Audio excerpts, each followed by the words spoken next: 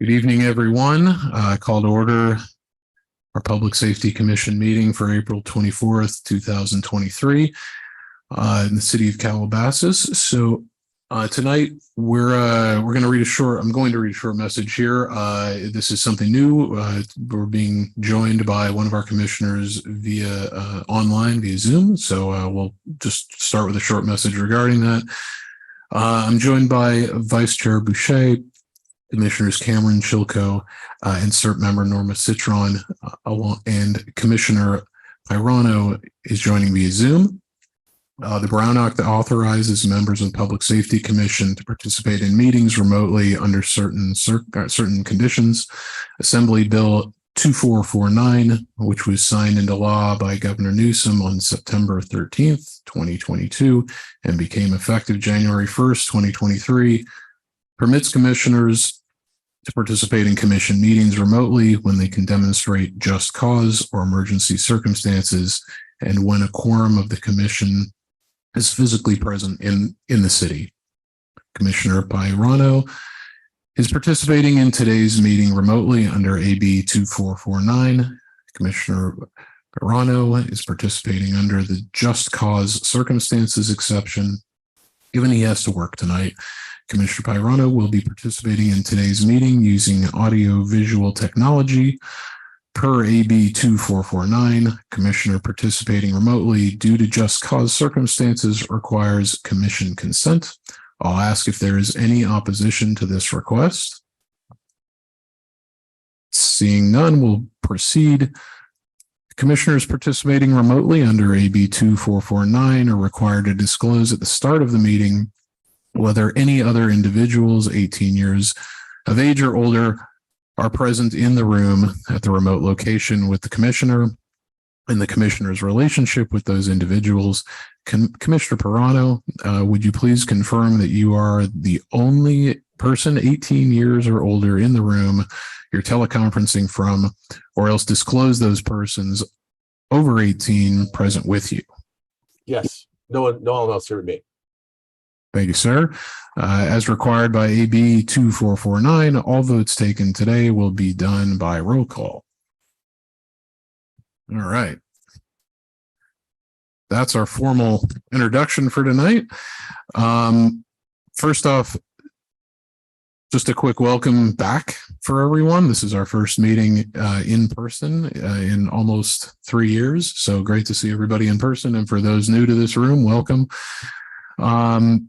We'll begin with a roll call of commissioners. Sharon? Present. Brian? Present. Norma? Here. Joe? Present. Jeff? Present. Jay? Present. And Ryan? Present. Perfect. We've got everybody. Brian, would you like to lead us in a Pledge of Allegiance tonight?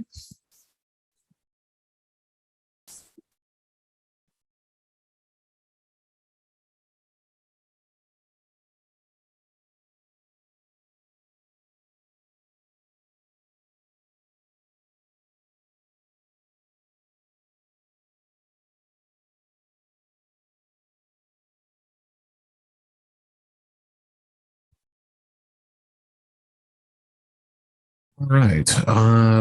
We'll start off with an approval for tonight's agenda. I move to approve. I'll second. Which one? Let's go with Norma for this one. All in favor? Aye. Aye. All right. We'll move forward with an approval for minutes from our last meeting, January 23rd, 2023. I'll note one small change before we move forward, which is just an update to the date on the next meeting noted on that, changing from January 23rd, 2023 to April 24, 2023. Are there any other changes that anyone has from that? No changes. Do we have a motion to approve those minutes with that one change? I'll make a motion to approve with the one change. And a second? I'll second. All in favor? Aye. Aye. Aye. All right. Then why don't we begin with any announcements before we get to our formal agenda as we move forward? We'll start at the end. Brian, any announcements or introductions? Yes, we had a wonderful time yesterday at the Calabasas Earth Day festivities. Epic Emergency Preparedness in Calabasas had a booth there. And at one time, I think we had 7 Epic members manning the booth. And over a period of 4 hours, 3 to 4 hours, we probably talked to over 100 people who stopped by and asked for information. And it was outstanding. I was just excited. But yeah. And thank you for the city for hosting that and putting it on. It was very worthwhile. Thank you, Brian. Sounds great. Joe, any comments for tonight? I will just piggyback onto Brian's comments, and because I was one of the people that were there, we had a lot of people signed up for a free service that Epic provides to the Calabasas community. We will come out to your home and provide a home ignition zone evaluation, give you an idea of areas that might be concerned in terms of fire risk. We had quite a few people sign up yesterday. We're open for business in terms of that. We'd like to see all 8,400 homes in Calabasas have an evaluation.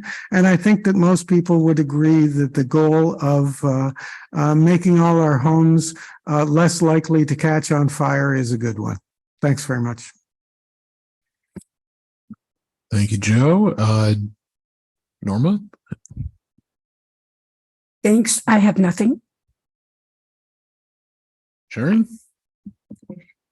Just a quick reminder as summer approaches, to be aware of your surroundings and know that there will be a lot more activity out in the neighborhood, which I'm sure Deputy Mateo will talk about, and getting ready for the fire season is also important. So with that, the summer months are coming.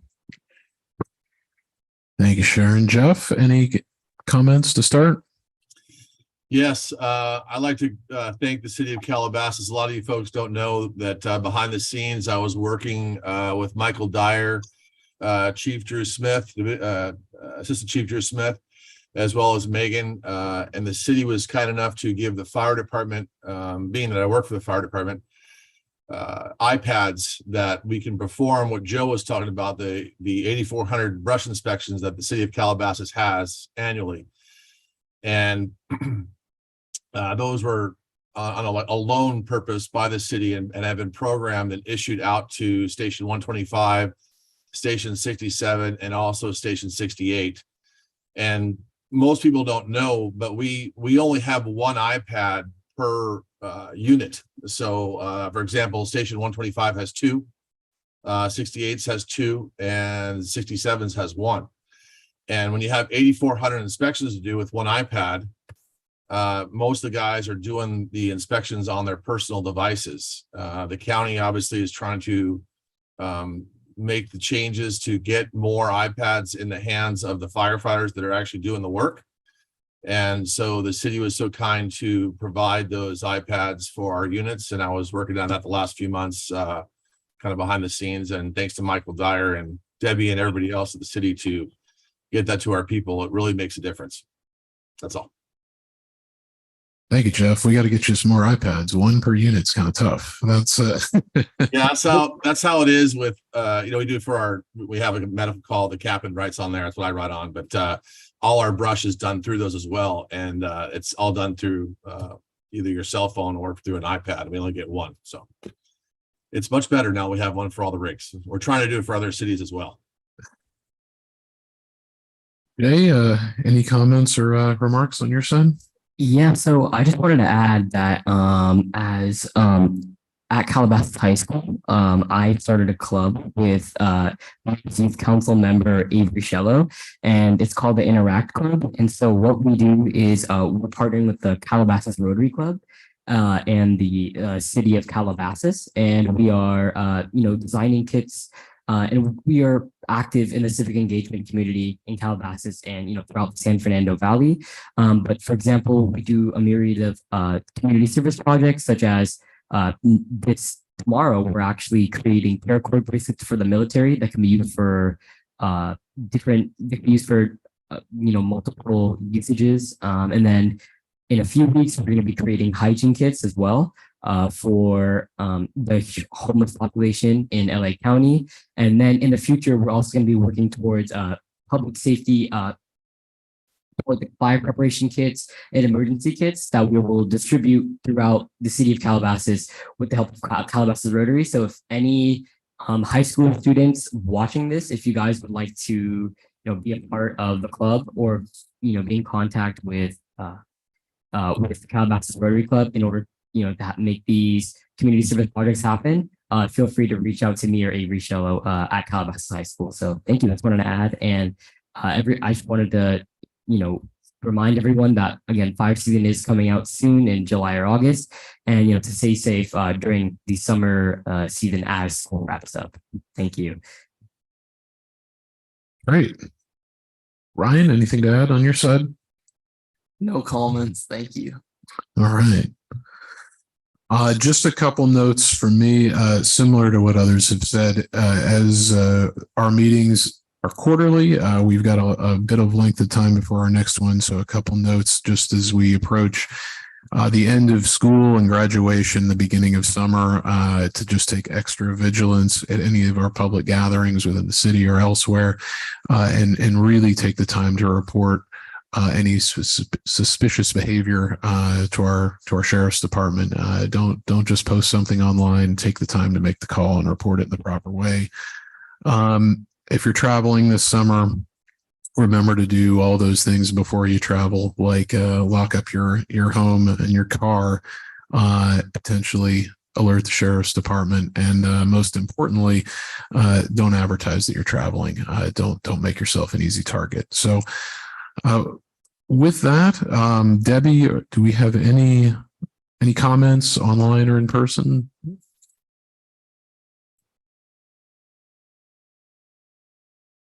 No, most of the information we have is in our emergency preparedness report. So we'll go over, we have quite a bit of information to share with you. Got it. All right, then we'll move to our agency reports.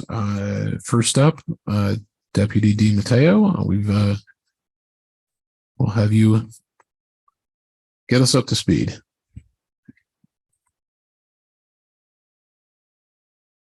All right, good evening. It's good to be back. Thanks for having me. And you stole all my thunder. So I don't really have much to say except for the report now. So I'm going to be presenting the public safety or the crime reports for the month of January, February, and March. So let's get right into it. I've combined the crimes into all 3 months, so I'm not going over them month by month. In the 3 months, we did have one rape. This incident occurred during a child custody visitation. No further details are available. Investigations are being conducted by the Sheriff's Special Victims Bureau. We had 2 robberies. One incident occurred where the victim posted an expensive watch online. And when he met up with 2 suspects to negotiate the sale of the watch, one of the suspects tried to snatch the watch from his hands. The other suspect pointed a gun at him. However, the victim was able to retain the watch and drive away without being injured. Another incident occurred at a restaurant on Calabasas Road. As an employee was showing up to work in the morning to open the business, he actually walked in on a commercial burglary in progress. So as he was coming in, the suspects were coming out. They forced him to the floor with a weapon, stole his car keys and his phone, and said that if you look up at us, we're going to kill you. So he stayed on the ground and complied, and the suspects left the area. There were 4 assaults, 10 residential burglaries. That one I will cover month by month. So January, we did have 7 residential burglaries. In February, we had 0, which is amazing. And then in March, we had 3. So the burglaries in Calabasas, residential burglaries do fluctuate at times. They tend to rise during the holiday season, and then they tend to dip off. But just because they dip off the following months doesn't mean they're not happening. They are. So the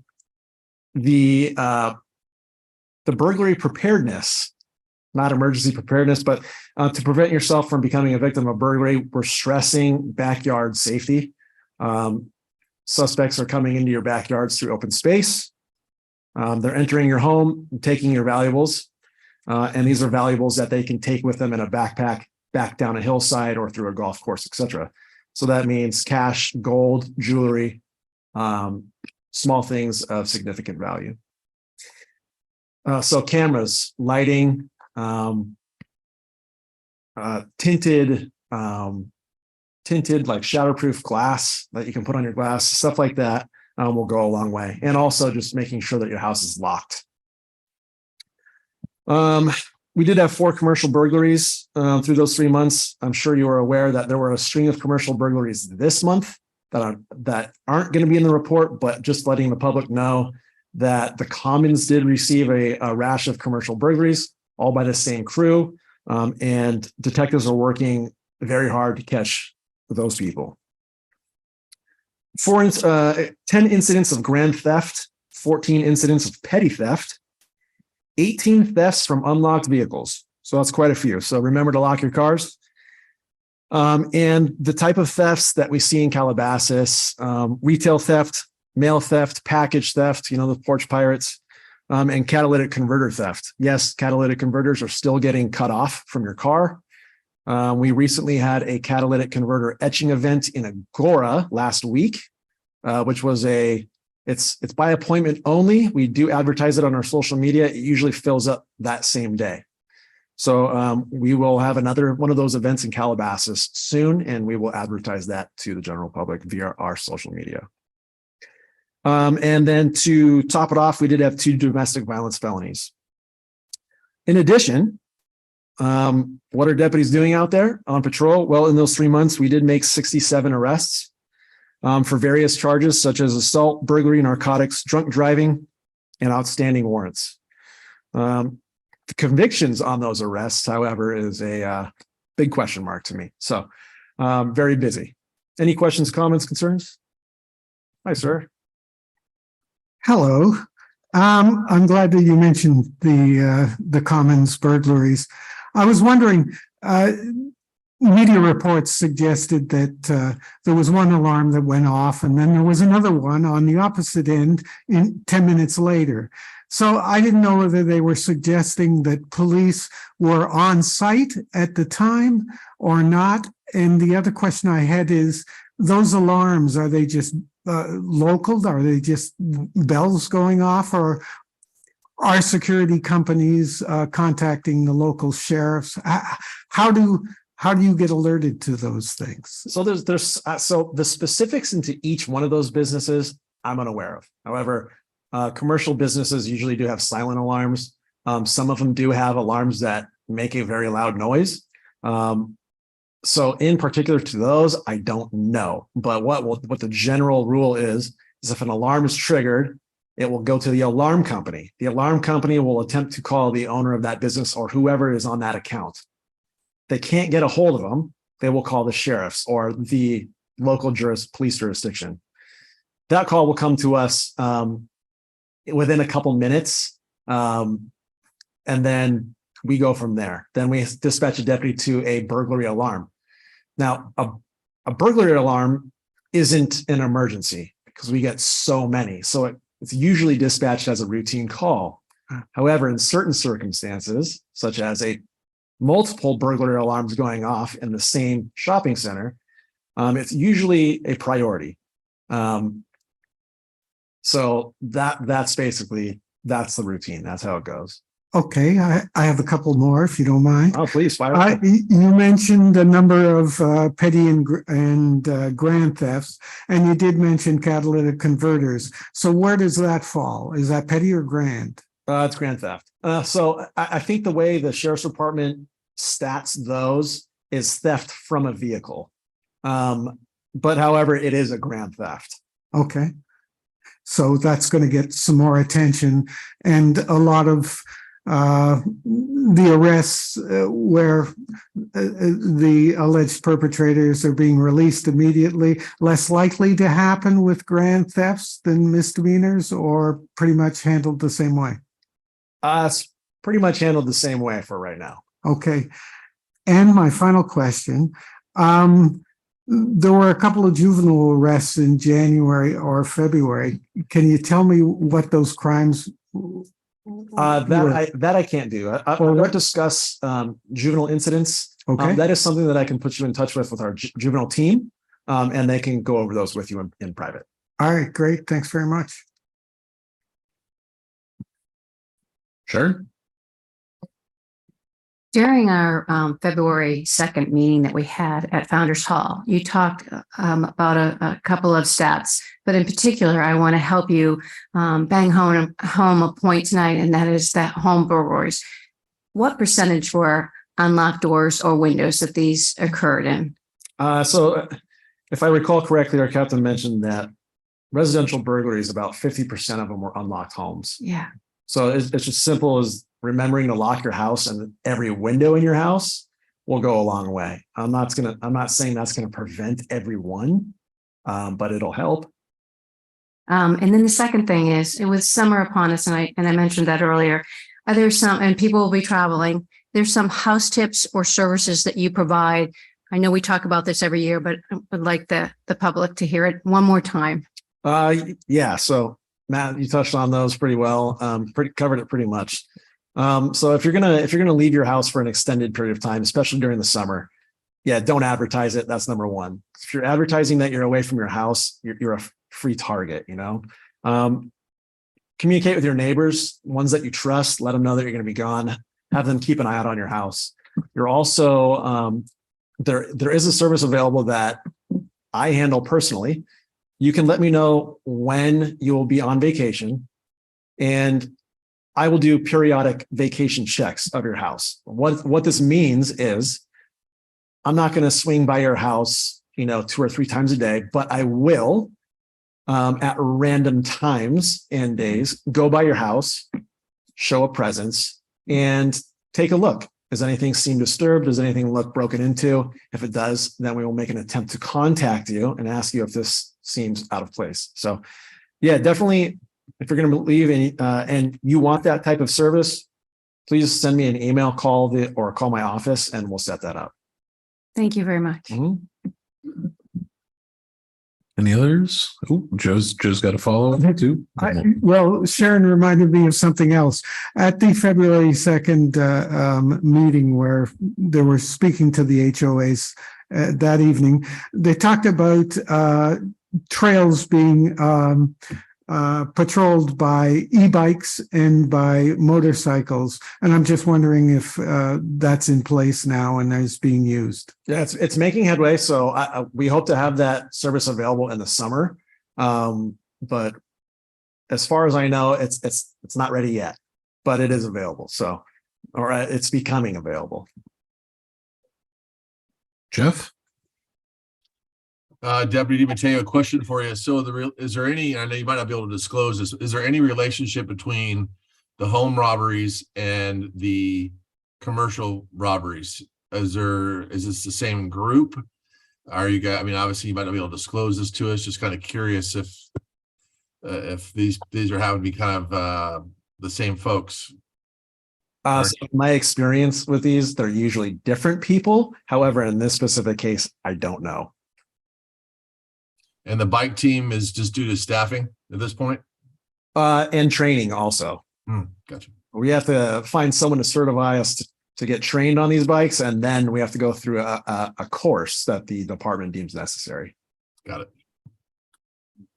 Thank you. Thank you. Pretty good. All right. A couple follow-ups.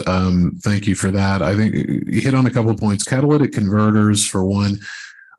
There's been discussion, at least within the city of Los Angeles, about potentially an ordinance to put in place for where there's more resources available for you to make an arrest and prosecute potentially on a person in possession of a stolen catalytic converter. I'm curious, from your side, is that something you feel would be valuable for city council to look into further, for this commission to look at further? Is that a tool that you think would be helpful? Absolutely. Okay. Yeah, I do think it would be helpful. Maybe if somebody gets caught and the punishment's a little bit harsher than they're used to in the past couple of years, it'll make them think twice about doing it again. Great. That's helpful. And curious too, if there's any updates on the flock system that's deployed at this point. Is there any discussion about any new cameras coming in, anything new that's developed from that? I don't know about new cameras. I know there have been discussions, but I can tell you that the system that's in place now is amazing. It's assisting our detective bureau in solving a wide variety of crimes. So it's an amazing system, and we just need to get the other cities on board.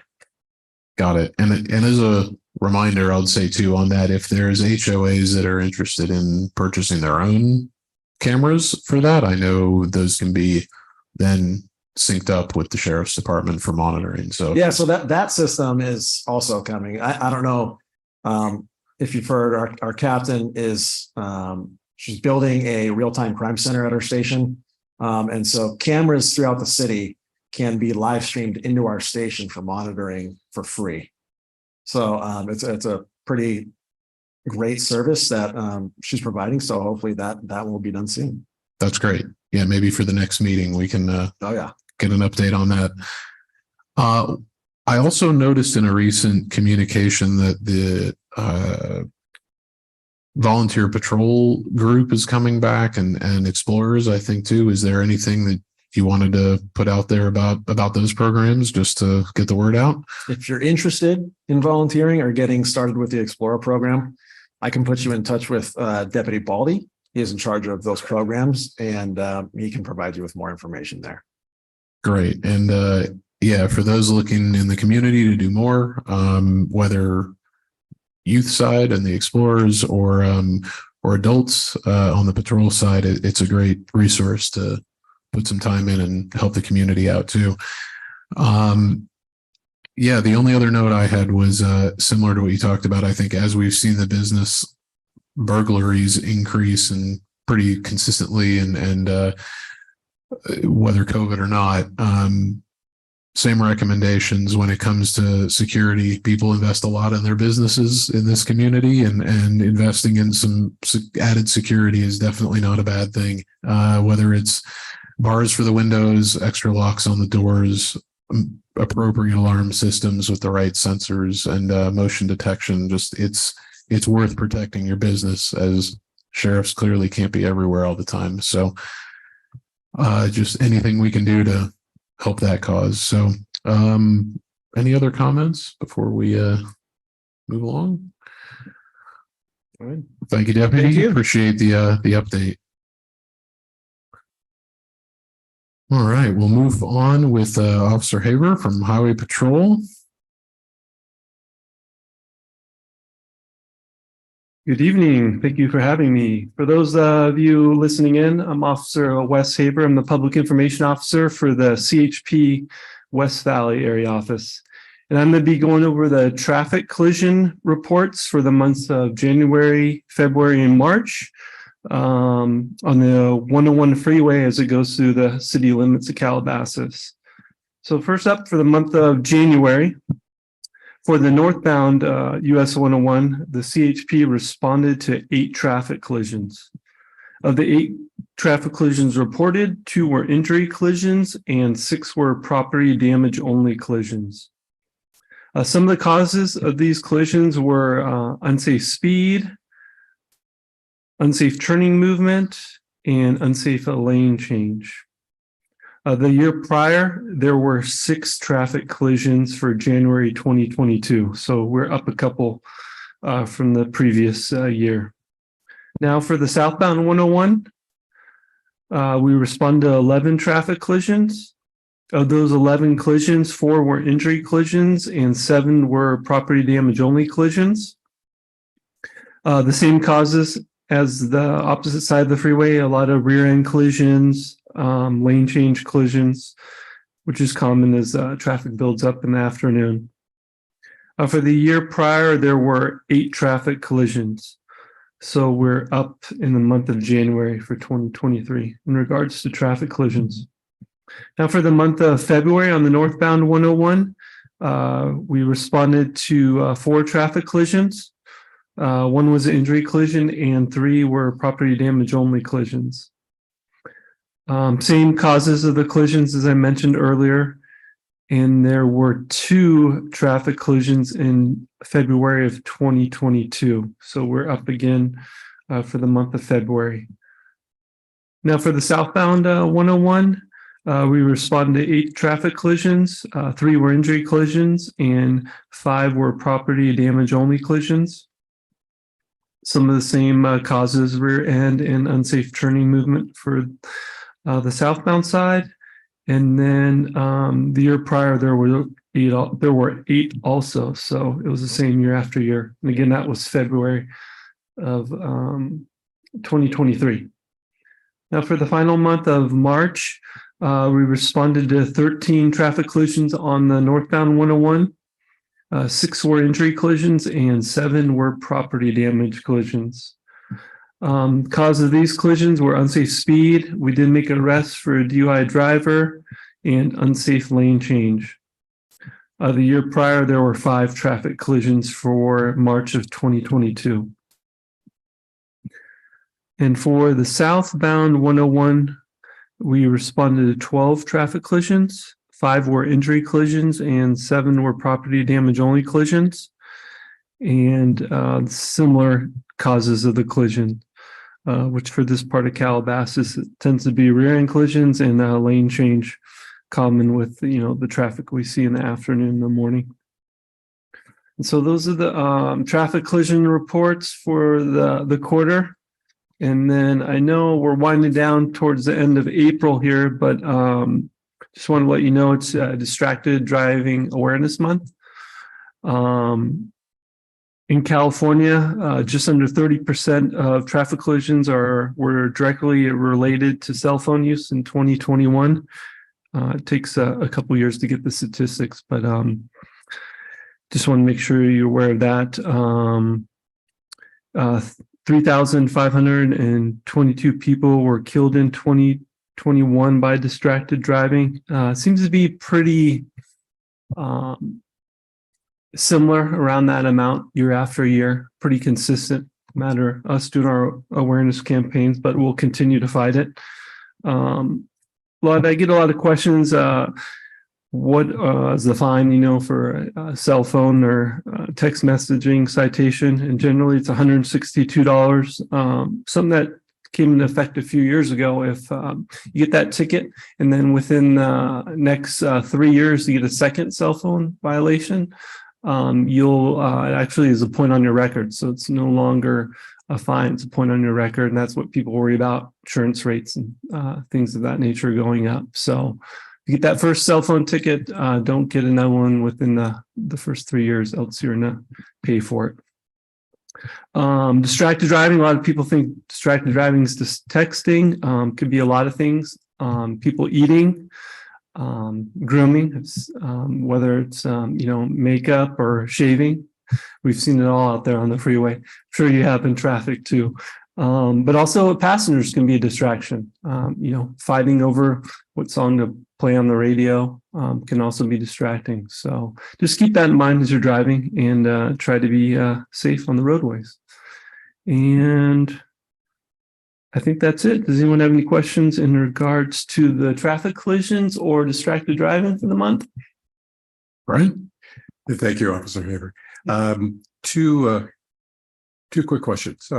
Actually, one quick question. What is the section of the 101 that CHP has responsibility for controlling or monitoring? And the second question is, what streets and areas within the city, not on the freeway, are you also monitoring or controlling? Within the city of Calabasas? Yes. It's pretty much, for the most part, it's just directly the freeway, which is the city limits, which is generally from Liberty Canyon to basically where it goes from LA City to LA County, which is over by, Valley Circle, Mulholland area. Okay. So you can see a sign on the freeway. Sometimes you can see the change in the pavement. We do have a couple side streets that we handle, but very minimal other than the US 101. As you go like through Monroe Road, that general area down towards Las Virgenes, we'd cover that area. So every so often we'll get a crash there. It's usually a lot of times DUI drivers at night tend to crash there, speeding or whatnot, might hit a tree or whatnot. So, yeah. Are you also monitoring or coordinating with the sheriff's department, some of the street racing popular areas within the city? Absolutely. So definitely, that's why we urge people when they, they hear street racing to, call 911, give a location. A lot of times if it starts in the city of Calabasas, maybe Old Topanga Canyon, and it might be heading towards Topanga, which is a little more our area. Those calls are very important.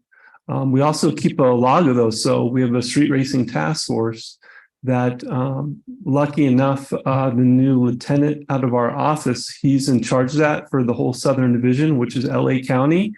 So if we get those calls for, concern for street racing, when we send out our task force, it can be anywhere, these task force can be anywhere from a few officers to 20, 25, depending on what's going on. Again, it just doesn't cover this area. It would cover, the San Fernando Valley, South LA. It's pretty broad, but that's why we urge people to,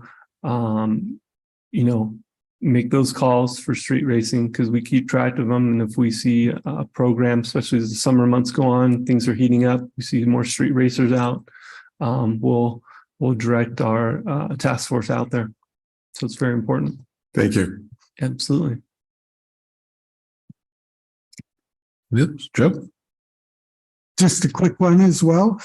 I'm wondering if you ever deal with homeless or homeless encampments in the corridors where the freeway is going through Calabasas, whether you respond to calls like that and how do you handle them? A lot of times, yeah.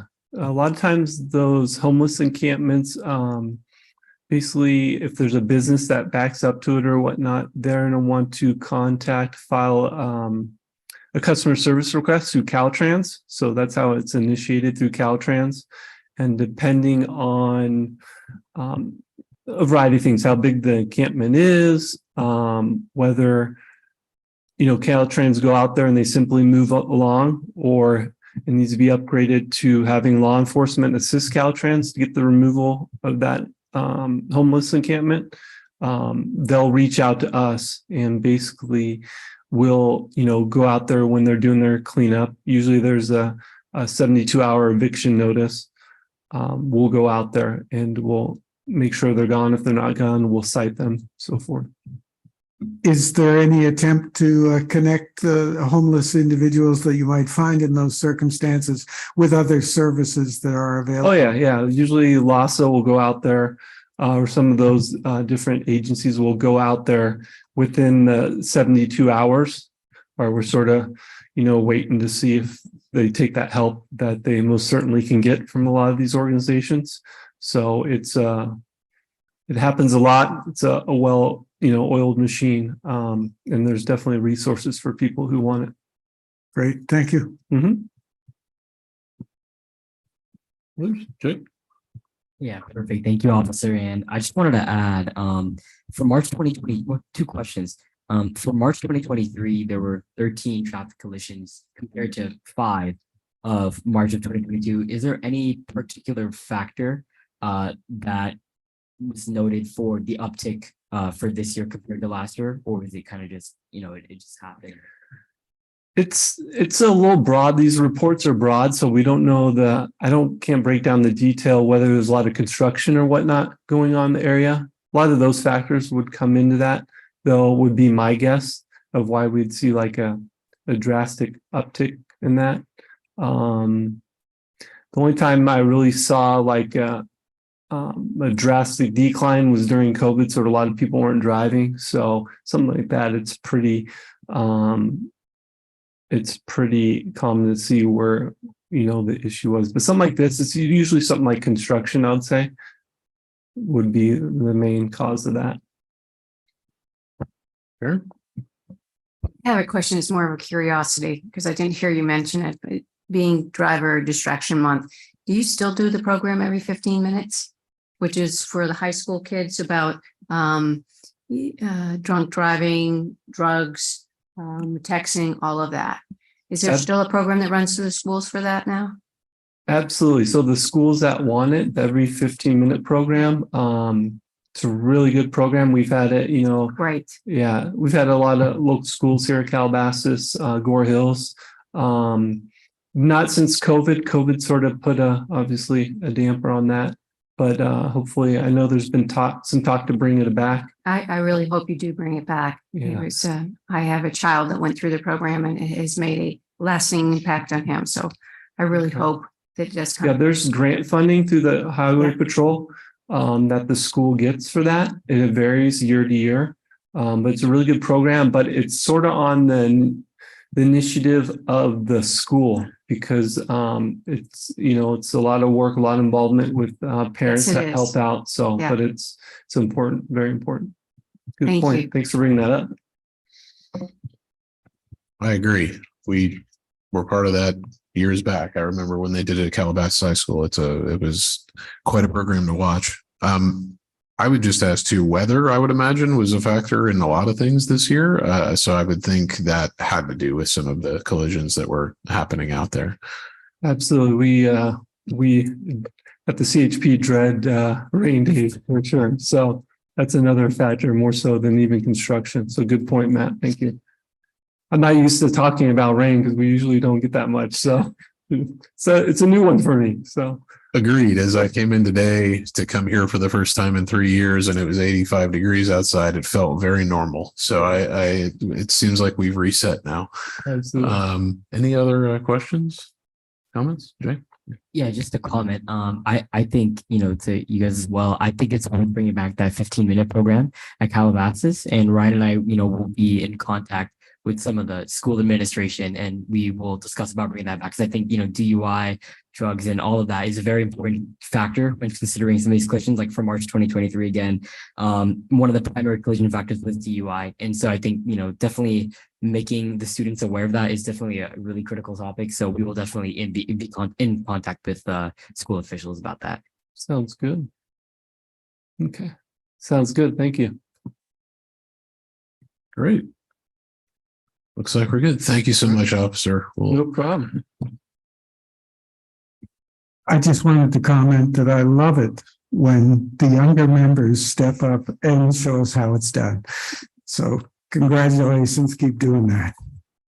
We're going to give them lots to do. Don't you worry. Next up, our fire department partners, Chief Smith. All right. Well, good evening. I also have Jurisdictional Battalion Chief Josh Binder here with me. So he is back in the battalion, let's just say. So I retrieved him from West Hollywood Battalion. So now we own him. So it's a good thing for us. So your fire family is doing great. Healthy, motivated workforce. Of course, we're busy all the time. I coupled the last 3 months for Calabasas, and there was nothing that was over glaring on what I saw. But just running down the last January, February, March, we had a total of 5 fires. We had 375 medical runs, 92 which required advanced life support intervention, 155 which required basic life supports intervention and transported, 0 hazmat calls, We had 6 hazardous condition calls, 23 service calls, and 128 good intent calls. And so one thing I wanted to start with is the service calls. So people, what is a service call? Don't you provide that service? Well, we provide all kinds of service. So a service call would be that family comes home and the garage is flooded because the washing machine line busted. No, there's things that are flooded. We deal with that. It could be a beehive that's out of control. And so we can take mitigation measures. So there's no injury. There could be some property damage issues that we don't transport. We just there to help stabilize whatever it is. It can be that broken sprinkler pipe. We see it all as well with stuff. So those are what service calls are. And then good intent calls is somebody sees something they feel that is necessary enough to call 911. We go there and find out that it's maybe not as necessary, that so we can deal with an issue appropriately, or see smoke and then it was somebody's barbecue or something. So that would be a good intent call. Those come up every so often. So the newer folks that are involved with the commission, just wanted to brief them on that. Also wanted to give thanks to Commissioner Perano for the iPads, and with that leverage with us, Chief Dyer and Debbie, thank you so much. So that's going to be a significant help. So as Commissioner Perano says, yeah, we have roughly 5,800 defensible space inspections we need to do. So that's going to be a significantly added value for our efficiency. So we thank you, the County Fire Department and your Calabasas fire personnel. Highly appreciate that leadership that you provided us to be successful. On May 1st, the dependable space inspections will start. So in order to do that, we also have our routine 911 calls are all hazard emergencies to go on. So one thing I'd like to mention is if you have a set date that you would like us to come out, we will do our best to meet that need, but we cannot put a specific time. If we have a certain homeowner that says, I would like to be catered to, we will 100% do that. But just know in general, the men and women will be on fire apparatus and they'll be conducting those defensible space inspections as they navigate their day, because every day is different. But if we need to do some site specific one-on-one contact with somebody in the community, we will 100% do that. And let's see here, a couple other things. We just graduated on Thursday, roughly 25 CERT members, so it was great. Well, I think it's right around 25, wasn't it, Debbie? Somewhere in there? 22. Yeah, well, there's 3 of us, so 25. No, so it was a great. So it was great to see the community that was out there. And we had some folks that were, across some other jurisdictional lines, but everybody, it was really wonderful to have everybody there. So thank you for hosting that for us. And then we also have Fire Service Day, which is going to be on May 13th, and that's going to be at our Agora Hills Fire Station. And that is at Fire Station 89. That's at 29575 Canwood Street. So it's in between, or it's just off of Canaan Road right there. You can see it right off the freeway on the north side of the freeway there. So it's at 29575 Canwood Street. That's at Fire Station 89 on May 13th, and that's between 10 and 2. So also our sheriff partners are also having a fun day at the Lost Hills Sheriff Station. So you can have a fire service day and a police day all day in the area. So we'd like to see you to come out to both if you could to support your first responders. And with that, I'll probably be the first to say it, is that snake calls are going to go up. So this is probably the last report that I'll have that won't involve a snake call. So I anticipate probably the next one will have a couple snake calls on there. So just your surroundings, as you mentioned, surroundings, is people are going to navigate through, the open space and around their house. We're going to get those snakes that are out there. So just be careful, because this is the time of year for them to come out. So with that, I'll field any questions you may have. Duty calls. He's the lucky one. He gets to go to the fun stuff. I have a question and a comment. Yes. When you had the CERT classes, Mhm. Megan was going to ask if anyone was interested in having a CERT for Calabasas. Do you know if any interest was generated? So I bet you Debbie has some information on that as well, potentially with Megan on CERT. Yeah, I talked with Megan and she gave me the list of students who attended. We have 10 people who live in Calabasas that are interested in helping out some way. And Megan has a program, it's a software program for volunteers that she's gonna put together. So we're gonna look at that. And we are gonna look into possibly CERT or something comparable to that. I know we haven't had that in the past, but maybe we'll look into doing some kind of CERT volunteer program in the future. Well, you can count on me. Yeah, so those, I knew that Debbie was closer to it than I was. I just thought, yeah, that sounds great. Let's make it happen. And they're actually wants to do it because it's good. And we applaud those that are going to get involved. That's for sure. Thank The you. comment I had was about 8 months ago now, we had a nice little visitor who was a little taller than I, and he was a nice little snake, and she was about 3 inches around. And the fire department came right away and took care of him. Not really what I thought was going to happen, but he's gone now. Uh-huh. But thank you very much. You're welcome. Yeah. Thank you. Yeah. Be careful with the snakes. Yes, sir. Is there anything that like fire department would recommend because of all the like greenery, and once it dries out, are you guys gonna take any precautions, or like would you recommend like doing something like clean greenery if it's around your house? So that's going to be the defensible space that you have to do. So there's mandates for your home on your vegetation management, if you will, on how you need to trim your grass and weed whack your grass, certain amount of distance from the home, and then extending up to potentially with removing dead wood and thinning around your home up to 200 feet. So those measures with the residents that are very well versed in what we do out here because of those fire challenges that we have. So that's a great question, but yes, we have that measures in place and it starts May 1st. Thank you. Yeah, you're wet. Great question. Joe? Hi, thank you. Hi, Joe.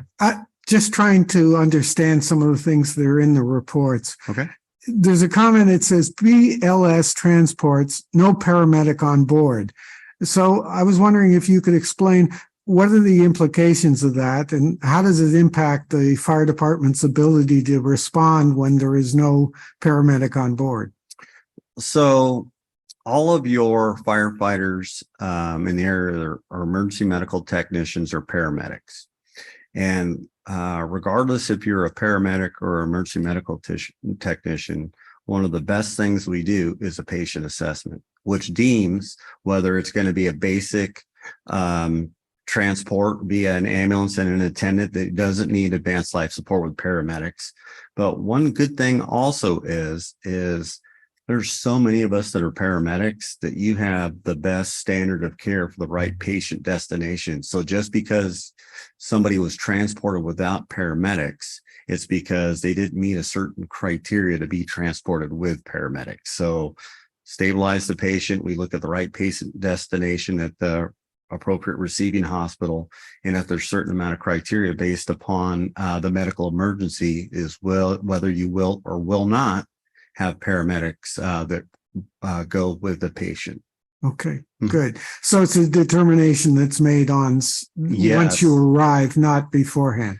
Yes, that's correct. So the paramedic squads are utilized to go in conjunction with the engine company.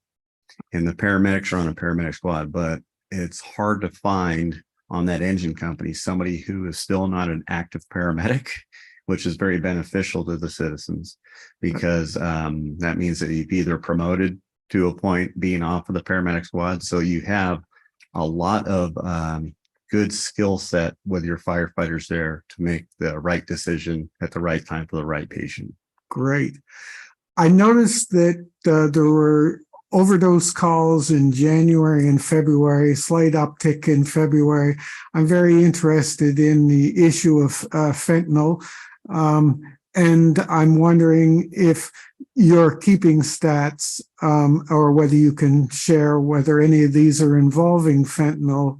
So that is one thing that on the diagnosis is going to be very challenging, because our ultimate responsibility is that initial treatment and minimizing the transportation time to the proper medical facility. So if we know we have somebody that has an altered mental status, we will go through a certain set of criteria to best determine what it is, but there's no way for us to have the clinical diagnosis of whether it was a fentanyl or something else. We do know that you may have something that is a respiratory depressant, and we have drugs to counteract that, but we wouldn't know if it's a fentanyl component. We wouldn't know if it's a heroin component. We wouldn't know if it's a overdose by mistake on a prescribed medication. We're going to treat the signs and symptoms of that patient. So for the fire department to have the exact data on what it is or is not, we're not going to have that. Okay. You kind of led into another question I had, is the graph, ties it to certain events or difficulties, and it mentions unconscious or difficulty breathing. So is it possible that those things are all individual calls, or you may have encountered somebody who had several things happening and that's why they're showing up on the graph?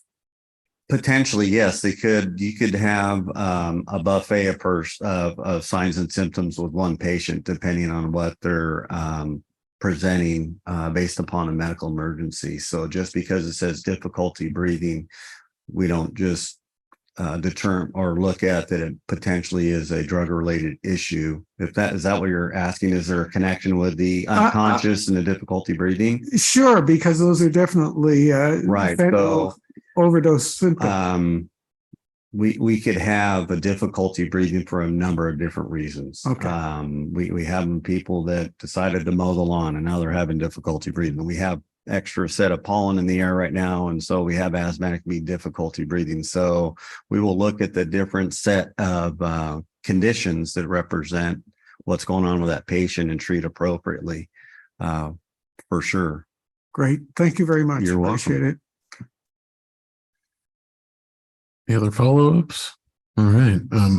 I just an interesting observation. I'll throw it out at that we had in February, an interesting time in Calabasas, apparently with no burglaries, very few car accidents, but you had the most calls. Don't know what all that correlates to, but a very interesting month of February. We went to the homes because they weren't exactly outside. So we'll combine all three of our reporting agencies and get right. that. Yeah. And so if I could just close out with our law partners, we work, and somebody mentioned, do you connect or do you talk? Do you communicate? We talk to our law folks every day. We work hand in hand on all hazard emergencies every day. So the working relationship with Lost Hills Sheriff and also the Highway Patrol is phenomenal out here. And we're very fortunate to have that relationship with them, that we're there for the right reason at the right time. So just wanted to give them kudos because they're great people. Appreciate it. Thank you, Chief. Thank you. All right. Stay safe out there. Thank you. For all of you. All right. That wraps up our agency reporting. So we're going to move into our informational items. We're going to start with Norma speaking a bit about a gun violence prevention program that County of Los Angeles is beginning to look at. So Norma? Well, actually, Matt, I have more than a minute, but I do. Before I begin, I want to bring up two numbers that I'd like you to think about: 1,764 and 1,949. And I'm going to give you some evocative reminders, because it began just an ordinary day, and then it was Columbine, Sandy Hook, Borderline, Uvalde, Monterey Park, Half Moon Bay. Moving on to my summary, the Los Angeles County Public Health Department's Office of Violence Prevention is offering a platform. It contains 40 strategies to prevent gun violence. In their own words, they're presenting an out-of-the-box response to the challenge of the gun violence protection and prevention. They make a bold statement, quote, "Far too many families and communities are impacted by violence that's both predictable and preventable," unquote. Gun violence is not limited to schools and mass shootings, but also includes suicide. In 2020, it was noted that 33% of suicides were by gun. The 40 strategies have been narrowed to 4 priorities. Legislation. We want to create legislation, public awareness for the legislation. Current rate of gun violence reflects policies that are now in place, and policies can be changed. Social connections and healing services, number 2. Ensure residents have information about relevant resources by distributing information and identifying mental health resources and healing services. Children and young adults hear about gun violence every day. They may not talk about it, but they know. The Gun Violence Restraining Order, it's GVRO. We need to educate the public about California's 2016 landmark law. Explain what GVRO is, who can apply for one, what application process is there, and how do you access resources? Number 4 priority, school safety and services. Our city has long offered financial outreach to our school district. Under the Gun Violence Prevention Program platform, Calabasas can support additional outreach and support gathering input from students, parents, and school personnel. In our ham radio world, we use the term standing by or standby frequently. That doesn't mean we're standing by actively. We're actually focusing on the call to action. Calabasas already provides general outreach to our children and young adults by offering opportunities for participation in local government as student commissioners, as well as providing social interaction at our various city-sponsored activities. Our AHCCC will be opening soon, and that will be offering additional outreach. These are all places where we can offer what the platform asks us to. Yesterday, I had the pleasure of meeting one of the members of our Mayor's Youth Council. Our teen court was a great outreach asset. I'm hoping it will return. Why should our city become involved in this and support this platform? Most believe since we, Calabasas, don't have any gun violence, we escape the effects. We do not. As I mentioned, our children and young adults do know. They listen and participate actively in social media. This task force offers an opportunity to accept the challenge and the call to action to actively participate. What can we do? By supporting the platform, Calabasas comes a part of their call to action.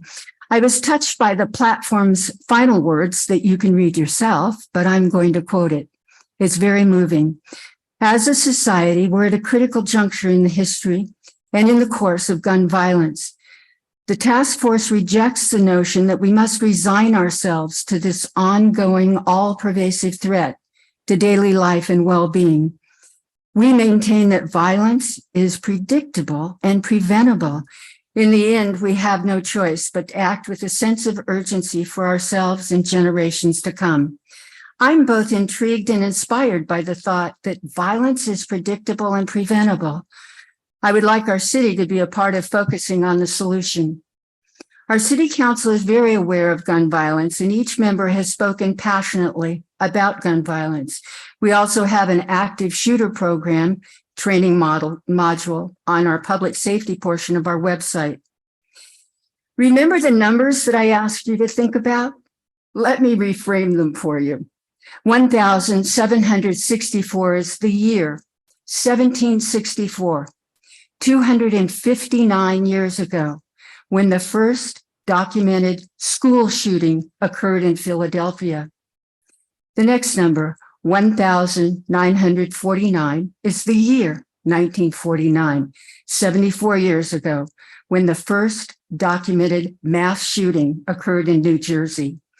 Now, to bring you to Saturday, day before yesterday, April 22nd, a Los Angeles Times headline on page 6 caught my attention. It read, "Guns put U.S. on record pace for mass killings.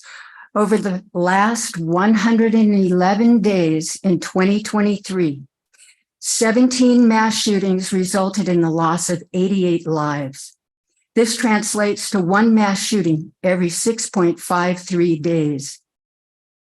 I'm recommending forwarding this public health platform document to City Council for their review." Thank you, Norma.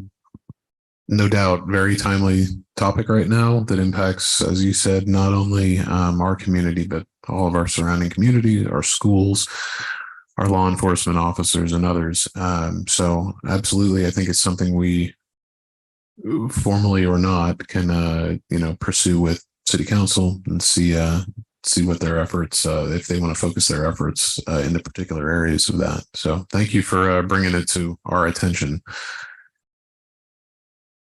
Moving forward, I wanted to speak to this group specifically about a little, we'll call it a test, to see if we can continue more engagement from this commission in between meetings. I think that's always been a challenge for this commission, and I believe some others too, because often we are awaiting instruction from our city council members or others on projects that can drive us forward. I think in this case, what I'm proposing is to create 4 subcommittees within our group. These would be based on some of the key areas that we speak about every time that we're here. Crime and law enforcement, fire emergency preparedness, communications and outreach, and then our school safety and focus on school security and school issues. I think what I'd like to do to stay within our Brown Act protocols is have 2 people assigned to each of those groups. And then from there, it's not a permanent state. We can happily move them around meeting to meeting as focus may shift or decide to do other things. But my hope is that we can all come back in July at our next meeting and talk about these specific subgroups and basically debrief our group here on those topics to see what you've pursued, what kind of conversations have been had, what the community focus looks like, and if there was any comment from any of our city council members or others on particular issues, much like this violence prevention program. There are topics that fit what we do. I think we just have to find them sometimes or find some focus as we don't meet as often as maybe we'd all like to. So with that, I'm going to propose some groupings. If anyone feels strongly to move around, by all means do it. I think we just have to keep within our requirements for Brown Act. So we can't have more than the pair for now, I believe is the best guidance we can look at. For our school safety, of course, I want to direct it at our two members from Calabasas High School.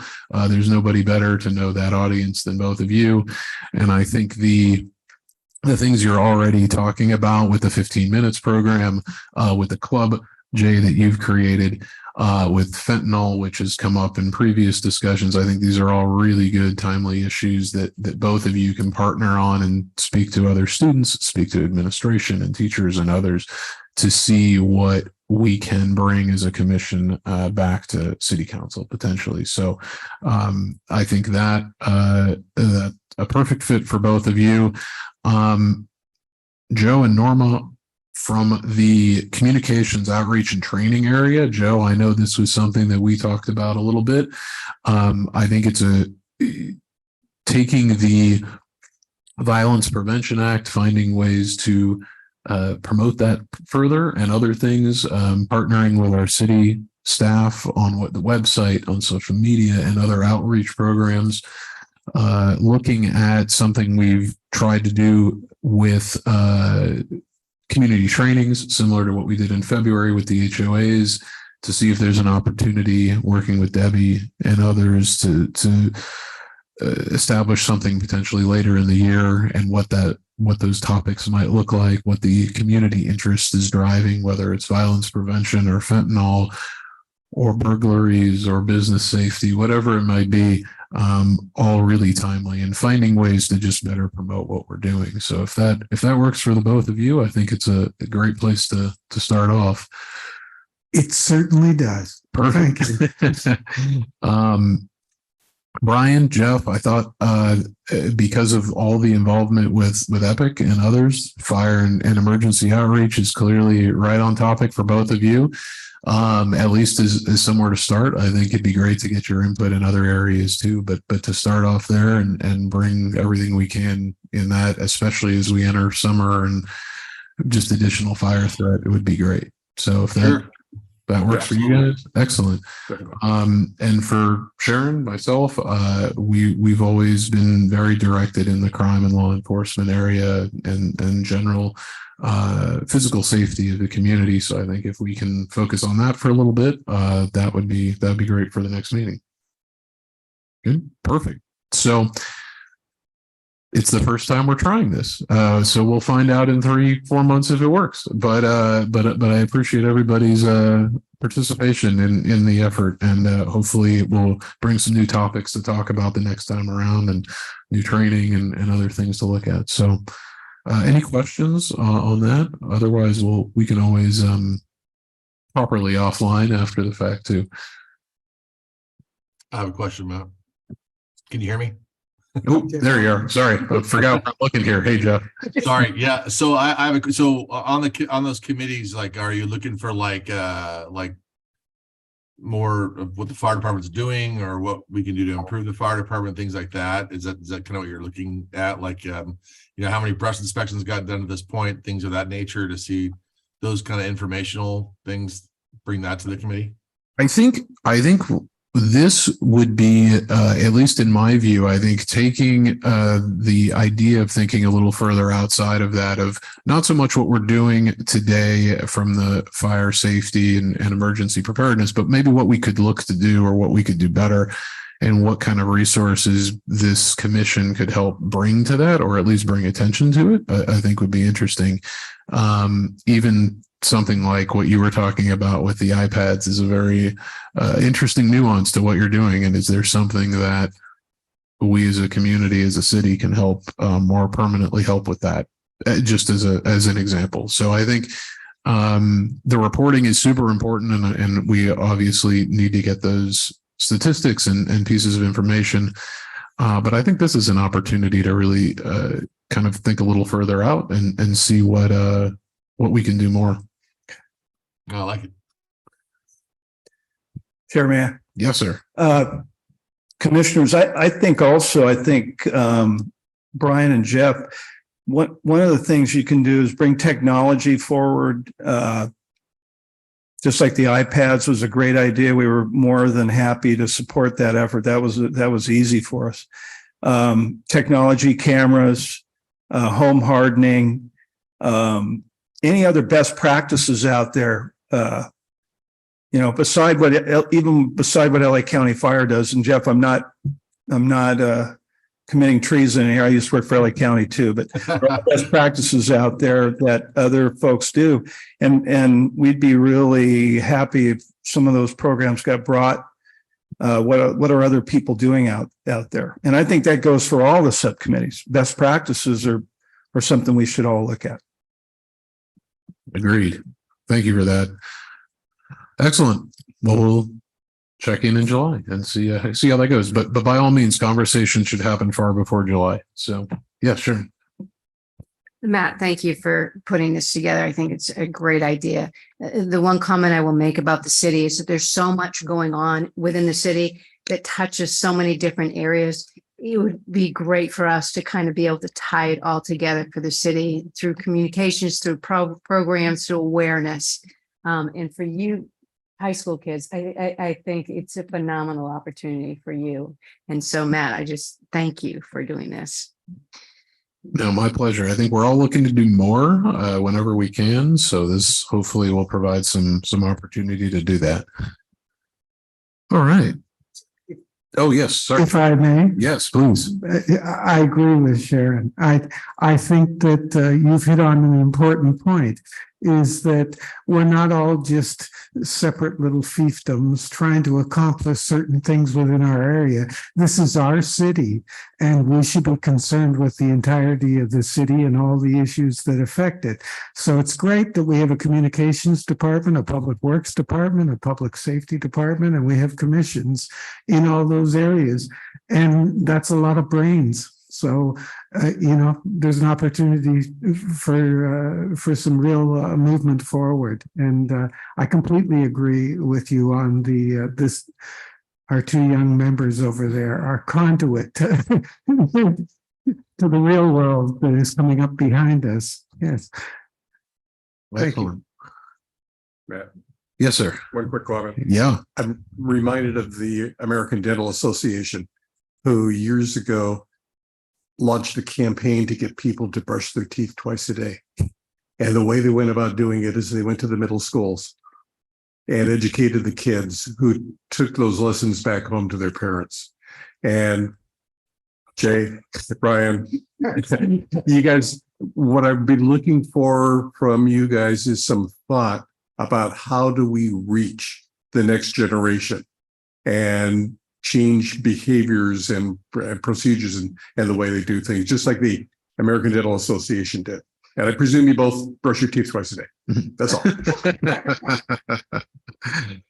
Thanks, Brian. All right. Well, Debbie, we'll turn it over to you. You've got quite a bit to go through. So all yours for the preparedness report. Thanks. We're going to tag team on this report. All right. So follow along. There's so much that one of us will run out of breath by the end we do this. I'll start off with the emergency plans. So the emergency plans are the foundation for our city from an emergency preparedness standpoint, wildfire, hazardous materials, everything. So we started September of last year updating the city's emergency operations plan, which was last updated in 2012. We've gone through, Debbie and I have been meeting with the consultant for every 2 weeks for the last 6-7 months. And we're at a point now where we're getting ready to bring it to the council. We've gone through the Public Safety Commission and received some valuable review from the commissioners. We've also received public comment for a 2-week period in March. And it's at the Public Safety Task Force right now. And we met with them today to discuss their input. So in the next week or so, we'll get their remaining input, and we're going to go to the council for final approval on May 24th. Now, what I would say with this plan and the other plans are, it's not going to go on the shelf, and we're not going to forget about it. We're going to immediately in June, we have our annual Emergency Operations Center exercise, and part of that exercise is going to be exercising the plan. We'll have inputs. We'd like certainly EPIC's going to be there, part of the communications side, ham radio operators, but also we'd like the commissioners to attend and observe if you'd like to see how the city's emergency organization performs.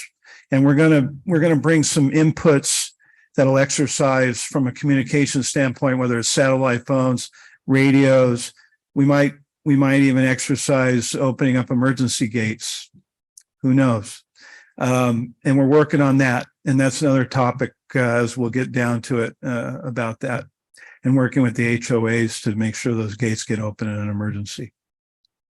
So that plan's getting close to being done. And then the next plan we're going to tackle is a continuity of operations plan. That's the same thing those of you in the private sector call the business continuity plan. And it's out there to ensure that the city can operate even if all of this crumbles. Where do we operate? where does the city provide service? And we're going to strike forth on that plan.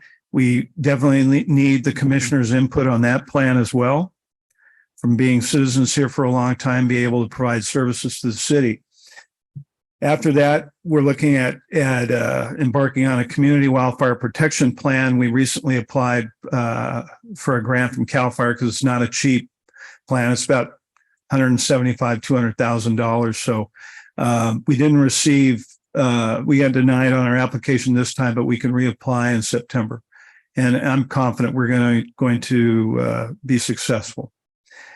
And that plan ties back to a lot of what Commissioner Cameron's been doing with home hardening. It identifies wildland projects without violating CEQA, but you identify projects in a general sense. And it kind of lays everything out. So then that way, when you apply for grants from CAL FIRE or FEMA or anything, you say, look, it's in our plan, instead of saying we don't have a plan. So it'll really help us. And finally, a multi-jurisdictional hazard mitigation plan, which the city's part of with the COG. And that plan is going to expire in 2024. We're in the process of getting a contractor for that plan. And we definitely need commissioner input for mitigation actions for what the city needs to have inputted in that plan, because that plan is the same thing. If you apply for any FEMA disaster assistance, the first question they'll ask you is, do you have a hazard mitigation plan, a current one, not one that's expired? So going forward, we're going to need commissioner input on a number of these plans. Debbie? Next topic we have here are grants. And the one I'm working on is the Santa Monica Mountains Conservancy grant. And we've had that for about a year and a half now. And one of the big ticket items that we had ordered a long time ago was the mobile EOC unit, and also a truck to tow it. But they told us that trailer is supposed to be here in April, May. So we're still waiting. But we also have access to the contractor's, his mobile EOC unit, the trailer itself. So we can use that we can use it to practice with, or we can use it for a real emergency. He has offered that because it's been taking so long. So, part of the grant also removed 23, as of now, 23 dead trees that were left over from the Woolsey fire. There's a lot more out there too. There's a lot more. So they were still working on those. And the AM radio station was upgraded, and we're still working on that. And basically we have we put in an internet connection, so we can remotely program it, remotely change things. And we received training on that. There's a repeater site where all the equipment is. It's up on Cordillera Lane, up at the end of Cordillera Lane. And all that equipment is up in a locked container with our repeater system for the radios and the antennas and things like that. And we have received training on that because the unit itself is in City Hall. So we can program things right from City Hall to the unit on Cordillera Lane, and then it'll go out on the 1630 AM radio station. And if you have a car that has an AM radio, or if you have an AM radio at home or a solar crank radio, you can receive the messages. We plan to keep those pretty up to date when there's an emergency, putting information in there so you'd be able to follow along on that. We found out today too that a lot of people with electric vehicles don't have AM radios in them. So we're gonna look into the feasibility of that, maybe with the commissioner's help, to look at what we need to possibly provide to our residents that have electric, because really when everything is down, AM radio may be all we have left. So the next topic is the public. Are you done? Yeah. Okay. The next topic is the Public Safety Council Task Force. We met with Mayor Shapiro and Pro Tem Weintraub today with the city manager and discussed the EOP and other items, security gates, generators, of which we'll give you an update on here as well. So, and catching up with them in person, we haven't met with them in person in a while either. So it was nice today to meet with them. Getting into the public safety workshop, as all of you know, the task force and the commission sponsored the public safety workshop on February 2nd. And without hashing it, it's been on the city website and the city TV for people to watch as needed. And I think to capture on the themes that we identified in the workshop, we need to keep coming back around because some of that doesn't go away. It keeps coming back. And we have some other topics to discuss at the end for a new workshop, I'm sure. The brush clearance workshop we did on March 10th, and Chief Smith's gone now, but I wanted to refer, if there's any questions to follow up on brush inspections, please let us know and we could contact him or Megan Courier and get those questions answered. Right. And there's a video as well for the workshop. We recorded that on our city website. I may be able to help as well, Michael. Thank you. Pretty familiar. Thank you. Thank you. Now going into the early winter storms, Debbie. Oh, yes. We've been working with FEMA and Cal OES. And it's been a process, but since the January storms, we had a lot of damage. We had a lot of debris that had to be removed. And so currently a lot of it is staged in certain areas and either on the side of the road, out of the way of cars, or there's another staging area that we have that's near Deanza Park. It's right on the corner of Las Virgenes and Malibu Hills Drive. And so every week to 2 weeks, we meet with them. They have a whole process of meetings that you have to follow through with. And we had an applicants briefing that was in Alhambra that all the cities and different organizations go to, and they tell you how you have to apply, what forms you need and things like that. And it's an online grant portal that you submit all your information to. Then we had an exploratory call with FEMA and Cal OSHA. And then we had a recovery scoping meeting, and they have, like I say, lots of meetings that they go to, and everything is recorded. It's all recorded in the website, so you can see what and who and when we had these meetings.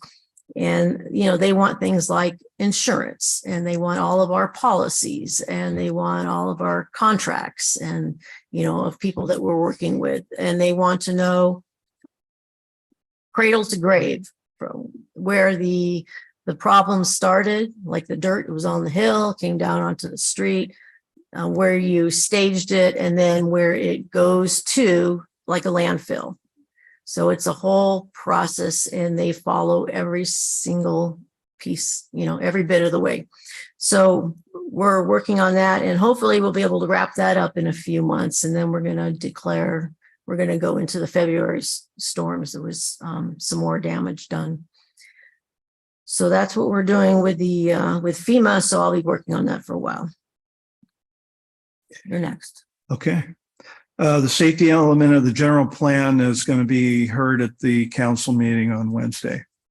And if there's any additional information that needs to be reviewed, it's on the city website under the Planning Commission agenda. And I'm sure it's on the staff report for this Wednesday. I'll be there as well to answer any questions about the safety element from our perspective. Next item is the NOAA weather radios. Megan has been giving out lots of weather. She has more to give out. So if we want to hold another session again, we've had a few volunteers from the Public Safety Commission. We've had them from SERP. And you guys have been very helpful at helping her give these radios out. So there's more to hand out. We gave out 75 at the last time. That was March 7th, and we did it here in the chambers. Okay, Calabasas Park Homeowners Association meeting. We attended the meeting with Mayor Shapiro and gave them an update on public safety issues in the city.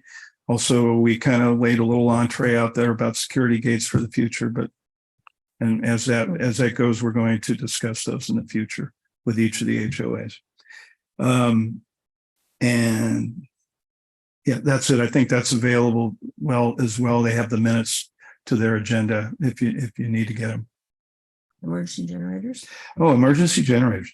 Well, we've been waiting a long time. We received a quote back on emergency generators for this facility, for the library, for Founders, and for the senior center.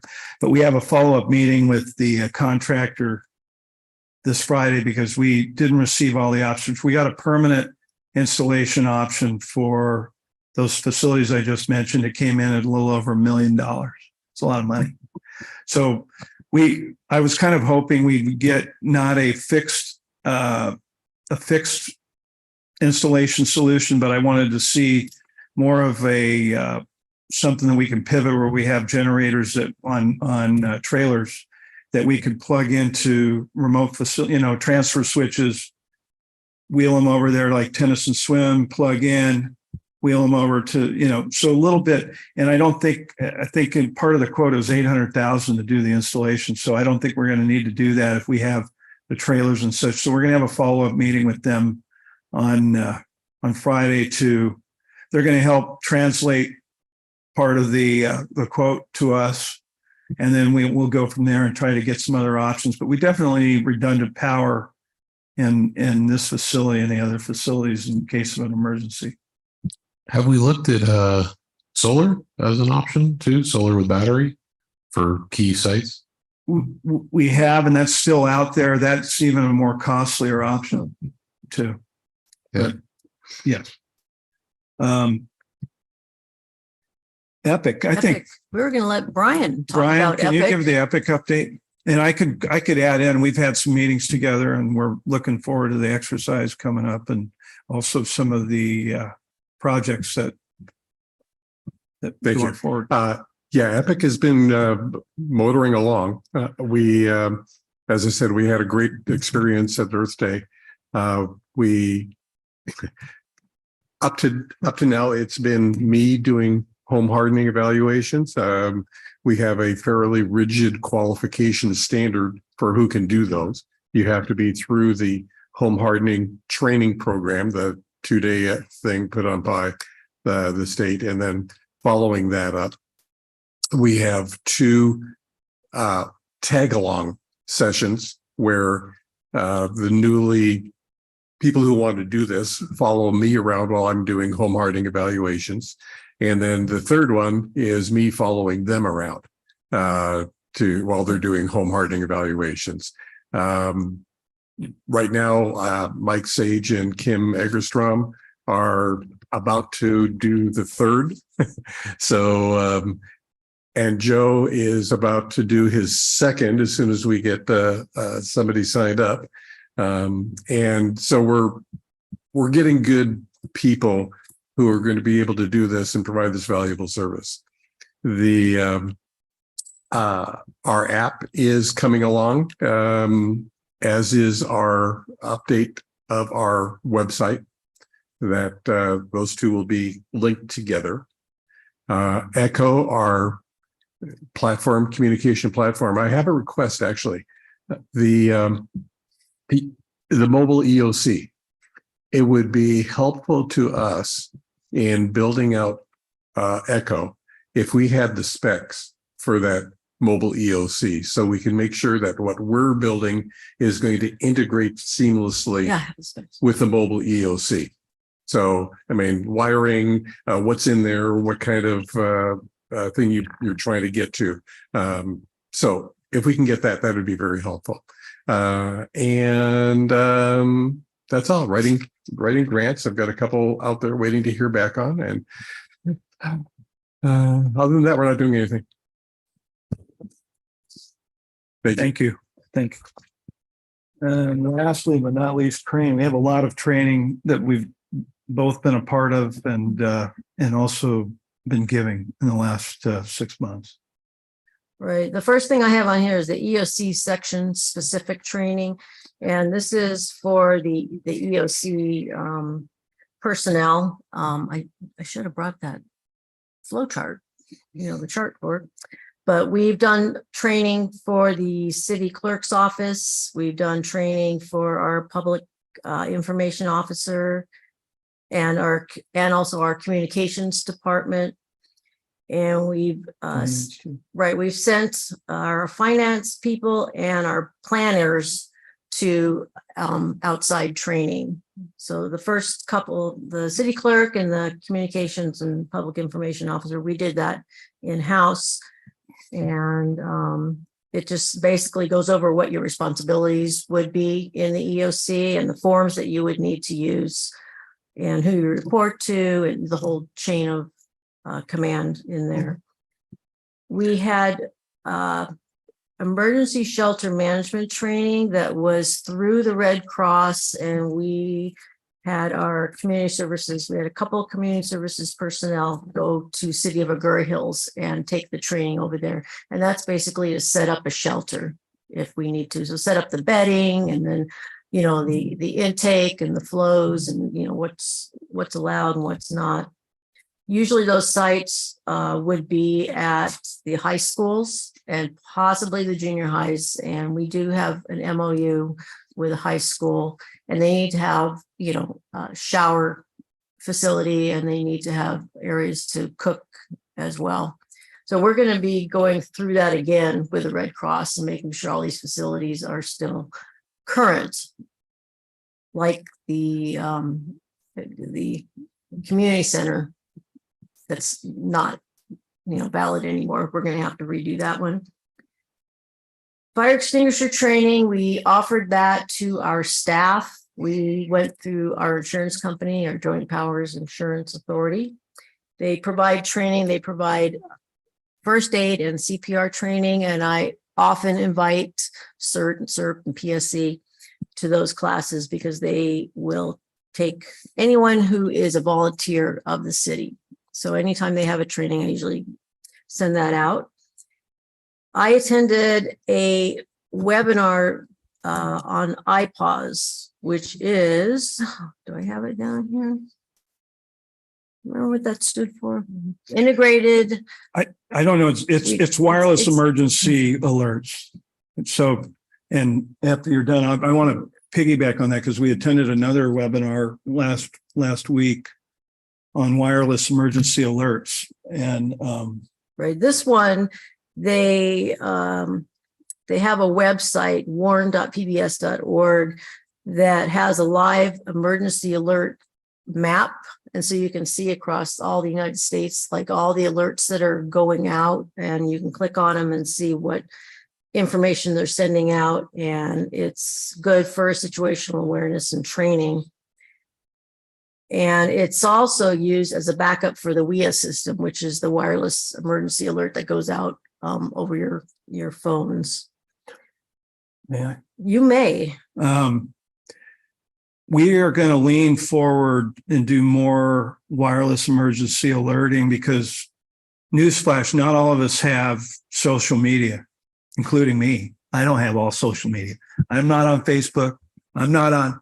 So what I would tell you, I learned a very important thing recently, after that, after the Calabasas Parkway, about notifying people. And being in public safety a long time, I've always been real reserved about doing wireless emergency alerts because you don't want to desensitize people toward them. But what we're finding out, and the city manager agrees, is we are getting more of our residents with those wireless emergency alerts. And I think even if we lean forward, we're not going to be utilizing them. I could probably count on two hands in a year's period of time, but I'm sure we're going to reach more people. I want to encourage everybody out there to sign up for Blackboard Connect. So we can do that, and we can provide the link. I don't know it by heart, but encourage people to sign up so we can reach people when we really need to.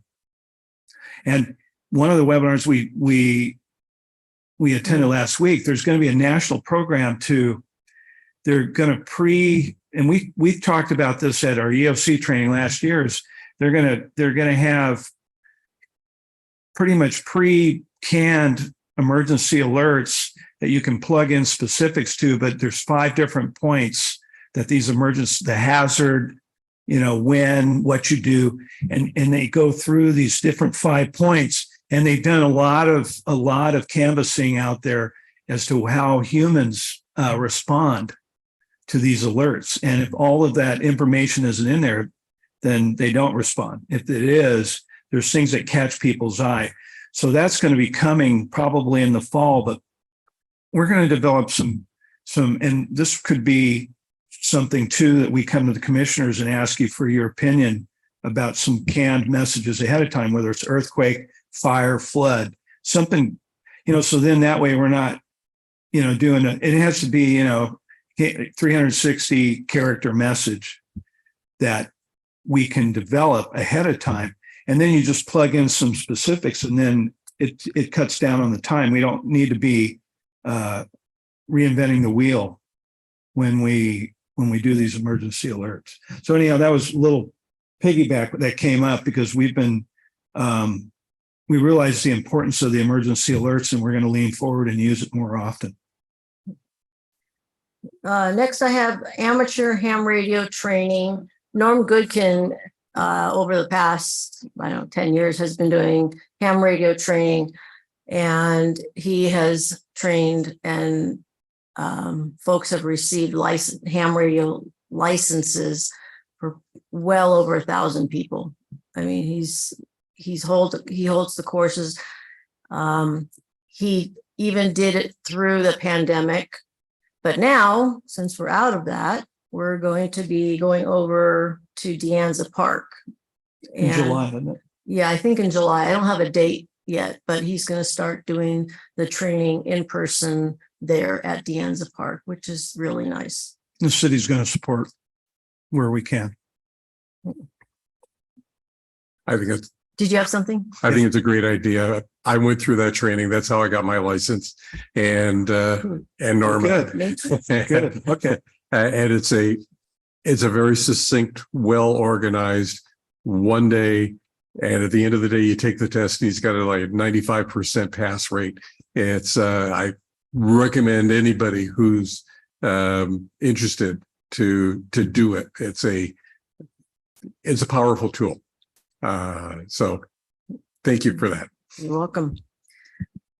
Cybersecurity tabletop exercise. I myself and one of our IT staff attended a virtual tabletop cybersecurity exercise, and it was with the county operational area, state office of emergency services, and the federal agencies that joined us were CISA and FBI. And it was an eye-opener to see, we haven't had a problem, but it was very interesting to see, the steps you need to take and who you need to contact. And so we went through that training, and hopefully we won't have to use that. Zone Haven, we conducted a tabletop exercise with the Office of Emergency Management, Fire, Sheriff, and we went through a fire scenario, and we did some public messaging. And we do need to train additional employees on how to do the Blackboard Connect messaging, which is what Mike was talking about.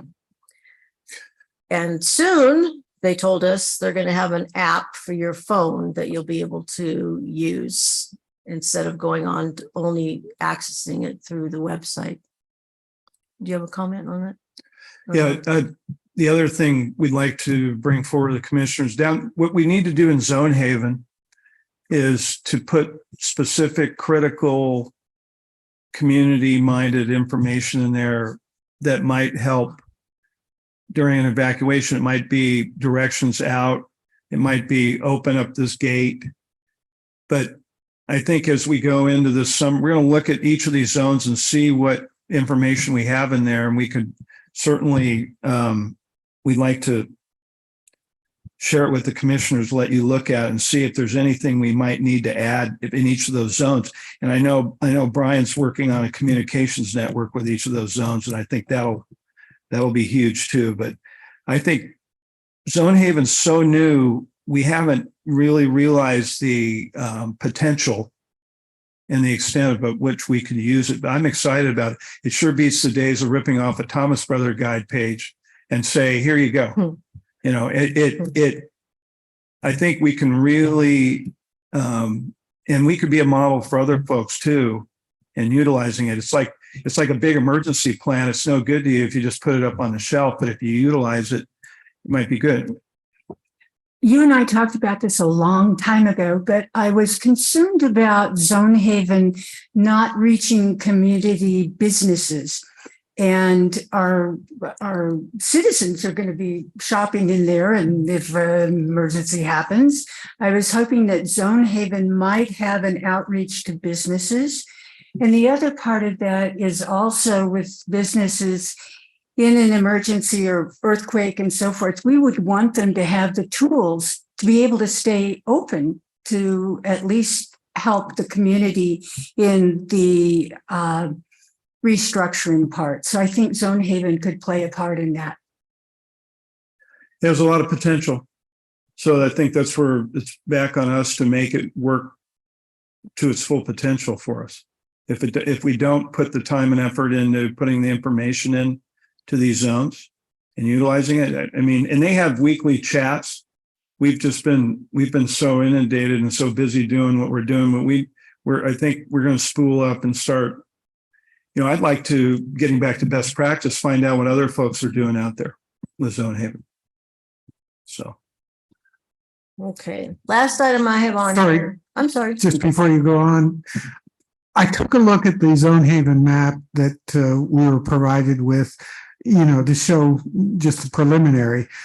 Part of the problem is that some of the text and some of the images on there block some of the street names, and we really don't have a good, clear picture of all the streets and all the names, because your suggestion of community-specific ideas, particularly in terms of evacuation, if that becomes necessary, that type of information is critically important if we're going to do any planning, to accurately know where the gates are and also all the streets that are involved.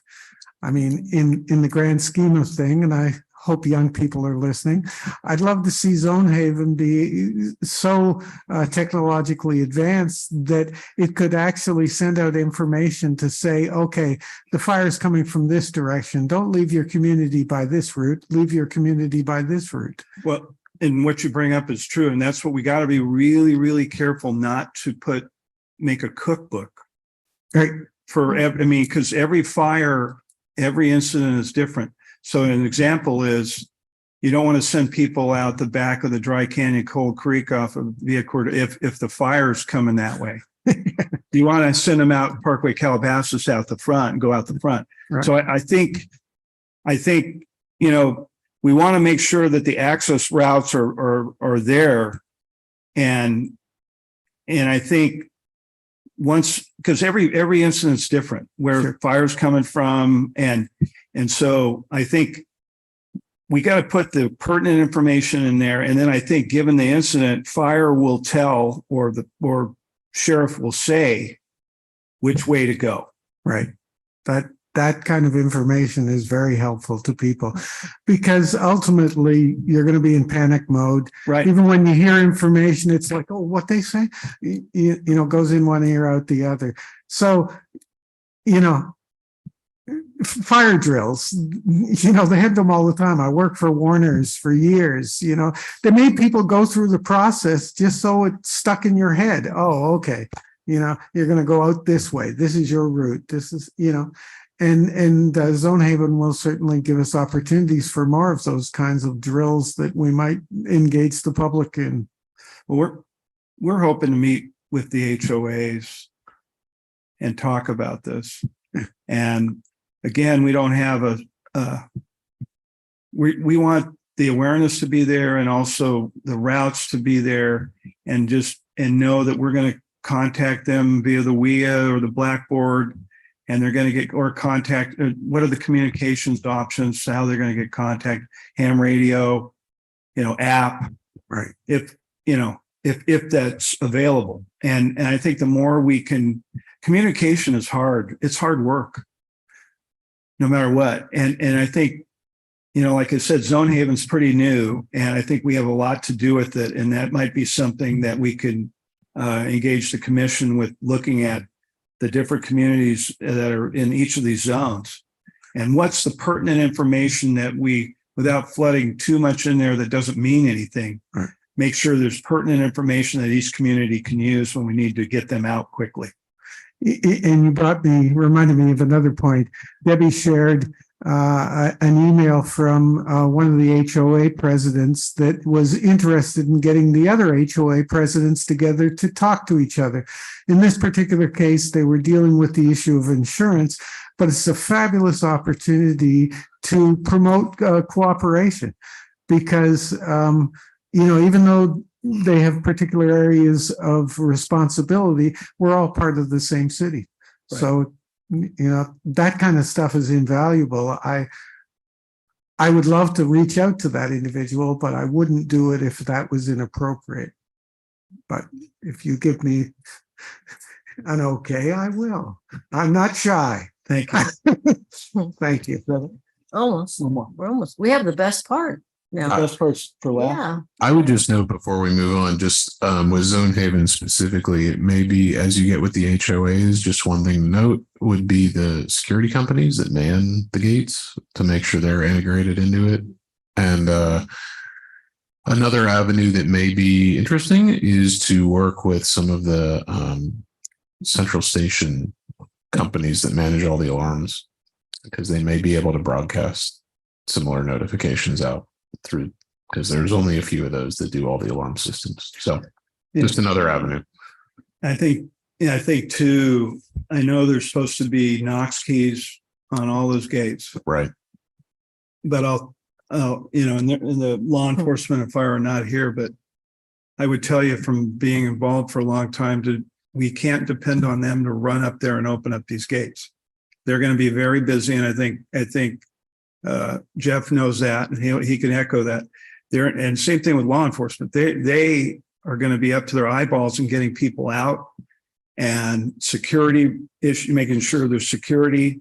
So I think we need to find a solution in working with the HOAs and the city to get those gates open if we need to.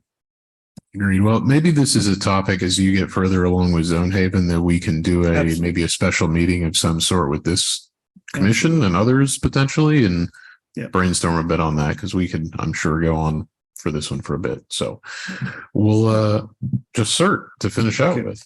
Okay, I'm going to attempt to share my screen. Okay, share. Let's see. She's much better at this than me. That's why she's got the controls. Oh, now I need this bigger. All this came along after I was retired. Oh, no.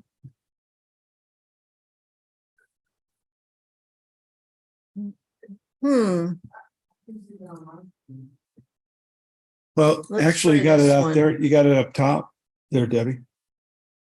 But Okay, well, it's Is it- not as, that's to show our graduates. yeah, I was going to show the graduates, but they're not big.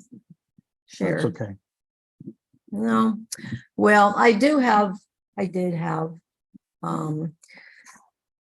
want to talk about CERT. We had an excellent class. I mean, I think this was they're all good classes, but this was one of the best classes. And we had 22 graduates, and we had 10 people from the city of Calabasas, and 4 of them were from the Calabasas village. They came in and they were so excited to take this and take information back to their community. But we did, part of it is always fire extinguisher training, which was really, everybody enjoys that. And they had a lot of fun doing that. And then the other picture here is we have a drill the last night when we have volunteer victims, and they all have roles to play. And then the search and rescue teams have to come in. And then there's an incident commander, and he tells the groups what to do and, who to search and where to search. And then, so that's a lot of fun, and they learn a lot. And I think what they mostly learn is that it's just it's an organized chaos going on in there. It's a lot going on when there's an emergency, because there's no set plan. Everything is different. And so the instructor, Captain Harper, Steve Harper, who is excellent and my favorite CERT instructor, he's great, and he goes over everything that they could have done, and it's very helpful for them to see, how all these emergencies play out. And that was it for the CERT class. So, do we have another one planned, we usually do them once a year? Okay. Yeah, in like February, March, April area. Okay. And then Agoura Hills is having one, I believe, in July. They follow us. And then Hidden Hills has one occasionally, and Malibu has them as well. They usually do them on a Saturday, and there's like 3 sessions, 3 all-day sessions. Jay and Ryan, I think for you too, that's another area to potentially help promote, within the older high school students that might want to participate in future classes too. It's a great program. I did it many years ago, but I think it's a 16-ish age limit to do that program. Is that right? So yeah, plenty of high school students could do that one potentially too. So great. Yes, sir. Yeah, just about that program. I emailed the school, the director who sends out the emails, and she said that she couldn't promote anything that isn't affiliated through the school, since outside. So the school, you can't rely on them to post anything, just so you know. Good to know. And it's something we could work with maybe through a different avenue on the schools, but I get what you're saying. Normal. Did you want to say something? Yeah, I just wanted to add, if I could definitely see if we could partner with Interact Club and Rotary, because I know they would deal with some of that stuff. And then maybe we have a lot of members in our club, and they're looking for community service projects or ways that they can help the community. So I think we can actually maybe advertise through the club, and we would be willing to have these opportunities available for high school students as well. And for those interested in participating, they can participate in the other city events. So for Agoura, for Hidden Hills, for others, even if you're within Calabasas, you can still travel to those and sign up. So just to note that. And it's usually 7 sessions, 7 nights. So if you miss 1 or 2, then you can make it up at any other city. And Debbie, I just wanted to follow up. When you get ready to organize the CERT group, give me a buzz. I'm happy to help. Okay. Okay. I'll take you up on it. Thank you. All right. Can I ask one follow-up question? Sure. Go for it, Joe. You mentioned the tabletop exercise through Zone Haven, but you didn't say how we did. Did it go well? I would tell you it went okay. I mean, just like last year, I'll say last year when I first came in June, the exercise went okay, the EOC exercise, but as we followed up with more training, specific training with the sections, I believe that this next exercise is going to go much better. And then someday we're going to do a surprise exercise, but we're not there yet. That We're getting there. We're getting there, but I'll say this tabletop exercise, we learned a lot about WIA and we learned a lot about Zone Haven, and it was a fabulous exercise. The county OEM officer brought in a fire with a spread component, just like Chief Smith would, and told us 2 hours later, this is what happened. 2 hours later, this is what happened. And we went through communications protocols with Michael Russo. We went through the Blackboard Connect with Debbie, and we also interacted with law enforcement. We had sheriff there, fire there. It went well. Well, I'd say it went medium well. I mean, just being honest, are we 100% perfect? No. And that's why we keep training, and we're getting better every time we do it. And Zone Haven was new, and that's why we picked Zone Haven to do it. And what we found with Zone Haven, like I just mentioned, is we didn't have specific information for each of the zones possibly that we can utilize. but it's clear that it's the right direction to take. Yes. That's what it sounds to me. Like I said, it beats the heck out of pulling off a Thomas Brother page, with the wind blowing. And I mean, even in the old days, I don't know if I can't even remember if Jeff remember, but we used to have these wildland pre-attack plans in the back of the battalion chief vehicle. When I was battalion chief, and it was a whole tickler file of forms that you just pull out. And we still have them. Yeah, you just look at it. I don't know if Jeff's seen them before, but we used to. We still have them. Oh, you do? What are they doing there still? So yeah, so those things are about 20, 25 years old. And they even had they were down to even like houses that had shake roofs, danger zones, which we couldn't show people. And some of this information we can put into Zone Haven. And I really think it's going to be a game changer. And whether it's Zone Haven or some other evacuation software, and that's really what we would call it, because Zone Haven will change, but everybody across the state of California is looking at evacuation software. Santa Barbara County, where I was doing work, they're just starting. They're trying to get the evacuation software, and they're actually looking at Zone Haven. Ventura County already has it, and so as more of this fills in, I'd like to see us. I've always tried to volunteer us. That's why we volunteered with the Office of Emergency Management. We'll be your guinea pig, because that's the way you learn. Yeah. And that's what we did. We were the guinea pig, and we learned a lot, and we're going to do it again. And that's the way you just got to keep doing it. It could be painful, but I think going forward, we're going to be ready. That's the most important thing, because we know how painful it is not to plan. Oh, it's a lot more painful, a lot more. Thanks. Thank you, Mike. You have really made a huge difference in your approach to things and your knowledge, and I'm so glad you're here to work with Debbie. Thank you. And the rest of us. Well, it's great. The backbone. Sometimes I wake up in the middle of the night and have an idea, and I come in the morning with help from the commission and other folks. We are going to make it safer, and we have community members on this commission and community members out there that are really, that's what makes it. And I'm not just saying that this makes it, I live in Westlake Village, but I'll say Calabasas. Everybody's passionate about public safety and emergency preparedness, and it's been a godsend to work here. Great. Thank you. Thank you. And she says, well, she'll keep me. That's good.